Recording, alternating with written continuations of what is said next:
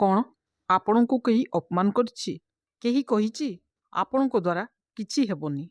ଯଦି କେହି ଆପଣଙ୍କ ପରିସ୍ଥିତି କିମ୍ବା ଆପଣଙ୍କର ଅକ୍ଷମତାକୁ ନେଇ ସମସ୍ତଙ୍କ ସାମ୍ନାରେ ଅପମାନ କରିଛି, ଆଉ ସେଇ ଅପମାନର ନିଆଁ ଆପଣଙ୍କୁ ଭିତରୁ ଜଳାଉଛି, ତେବେ ରୁହନ୍ତୁ, ସେଇ ନିଆଁକୁ ଲିଭିବାକୁ ଦିଅନ୍ତୁ ନାହିଁ।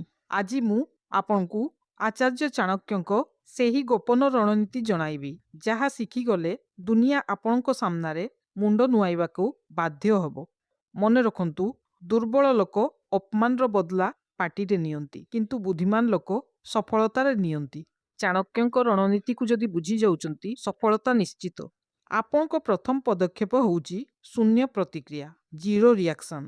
ଯେତେବେଳେ ଧନାନନ୍ଦ ଚାଣକ୍ୟଙ୍କୁ ସଭାରେ ଅପମାନିତ କରି ବାହାର କରିଦେଲେ, ଚାଣକ୍ୟ ସେଠାରେ ଛିଡ଼ା ହୋଇ ଯୁକ୍ତି କରିନଥିଲେ। ସେ ସେହି ଅପମାନକୁ ନିଜର ଶକ୍ତିରେ ରୂପାନ୍ତରିତ କରିଥିଲେ। ଯେତେବେଳେ କେହି ଆପଣଙ୍କୁ ଅପମାନ କରେ, ଆପଣଙ୍କ ରକ୍ତ ଗରମ ହୁଏ। ଆପଣ ଯୁକ୍ତି କରିବାକୁ ଚାହାନ୍ତି, କିନ୍ତୁ ଚାଣକ୍ୟ କୁହନ୍ତି ଏହା ସବୁଠାରୁ ବଡ଼ ଭୁଲ। ଯୁକ୍ତି କଲେ ଆପଣ ନିଜର ଶକ୍ତି ନଷ୍ଟ କରନ୍ତି। ତେଣୁ ଶିଖିବା ଉଚିତ କିପରି ଚୁପ୍ ରହିବାକୁ ହୁଏ। ଆପଣଙ୍କର ନୀରବତା ଶତ୍ରୁକୁ ଭ୍ରମରେ ପକାଇଦିଏ। ସେ ଭାବେ କି ଆପଣ ହାରିଗଲେ, କିନ୍ତୁ ପ୍ରକୃତରେ ଆପଣ ନିଜର ଶକ୍ତି ସଞ୍ଚୟ କରୁଛନ୍ତି ଏକ ବଡ଼ ଧମାକା ପାଇଁ।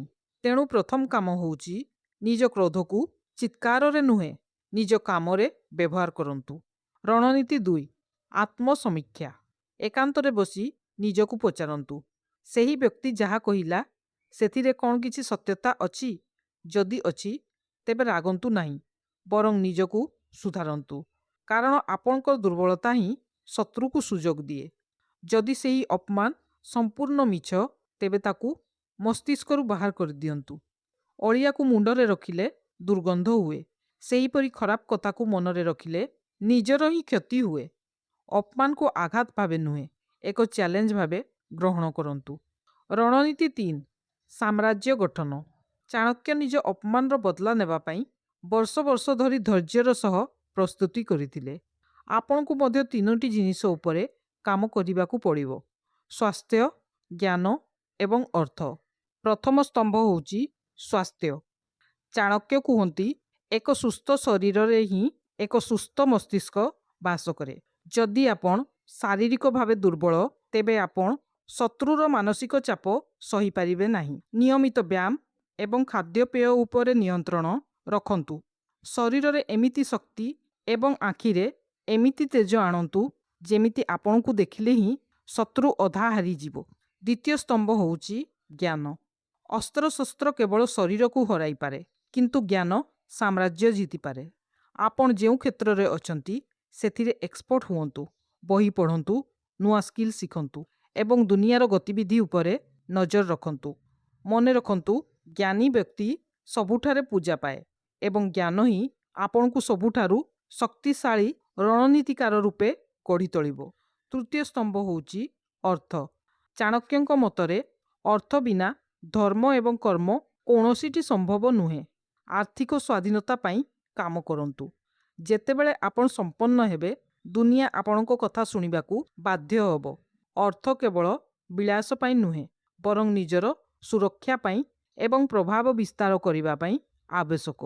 ଯେଉଁଦିନ ଆପଣ ସଫଳ ହେବେ, ସେଦିନ ଆପଣଙ୍କ ଅତୀତର ସବୁ ଅପମାନ ସେହି ସଫଳତା ତଳେ ଚାପି ହୋଇ ରହିଯିବ। ନିଜର ଦକ୍ଷତା ବଢ଼ାନ୍ତୁ, ଏତେ ପରିଶ୍ରମ କରନ୍ତୁ ଯେ ଲୋକେ ଆପଣଙ୍କୁ ଦେଖିବା ପାଇଁ ଲାଇନରେ ଛିଡ଼ା ହେବେ। ଯେଉଁମାନେ ଆଜି ଆପଣଙ୍କୁ ଦେଖି ମୁହଁ ବୁଲାଉଛନ୍ତି, କାଲି ସେମାନେ ଆପଣଙ୍କ ସହ ଗୋଟେ ସେଲ୍ଫି ନେବା ପାଇଁ ସ୍ୱପ୍ନ ଦେଖିବେ। ଆଉ ମନେ ରଖନ୍ତୁ, ସଫଳତା ପାଇଁ କୌଣସି ସର୍ଟକଟ୍ ନାହିଁ, କେବଳ କଠିନ ପରିଶ୍ରମ ହିଁ ଏକମାତ୍ର ରାସ୍ତା। ଶେଷ ପଦକ୍ଷେପ ହେଉଛି ଉପେକ୍ଷା। ଯେତେବେଳେ ଆପଣ ଶିଖରରେ ପହଞ୍ଚିବେ, ସେତେବେଳେ ସେହି ପୁରୁଣା ଅପମାନକାରୀ ଲୋକମାନେ ନିଜେ ଆସି ଆପଣଙ୍କ ପ୍ରଶଂସା କରିବେ। ସେତେବେଳେ ତାଙ୍କ ଉପରେ ହସନ୍ତୁ ନାହିଁ କିମ୍ବା ତାଙ୍କୁ ଗାଳି ଦିଅନ୍ତୁ ନାହିଁ, ବରଂ ତାଙ୍କୁ ଏମିତି ବ୍ୟବହାର କରନ୍ତୁ ଯେପରି ସେମାନେ ଆପଣଙ୍କ ପାଇଁ କିଛି ବି ନୁହନ୍ତି। ସବୁଠାରୁ ବଡ଼ ପ୍ରତିଶୋଧ ହେଉଛି ସେମାନଙ୍କୁ ସମ୍ପୂର୍ଣ୍ଣ ଭୁଲିଯିବା। ଆପଣ ଏତେ ଉପରକୁ ଉଠିଯାଆନ୍ତୁ ଯେ ସେମାନଙ୍କର ଛୋଟ କଥା ଆଉ ଆପଣଙ୍କ କାନରେ ପଡ଼ିବ ନାହିଁ। ଉଠନ୍ତୁ, ଜାଗ୍ରତ ହୁଅନ୍ତୁ ଏବଂ ନିଜର ଏକ ନୂଆ ପରିଚୟ ସୃଷ୍ଟି କରନ୍ତୁ।